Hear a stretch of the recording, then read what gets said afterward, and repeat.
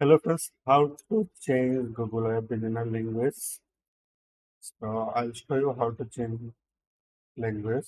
So if you want to change the language, then you can go to the help and set the language. Then you can change the language according to your need.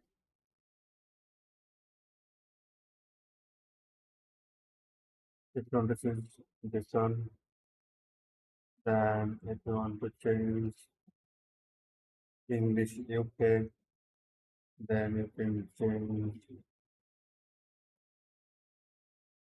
yes. So that's it.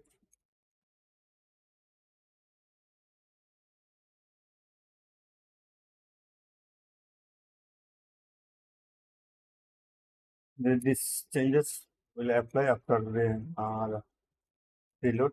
So that's it. You can change from here. Thank you for watching. Bye bye.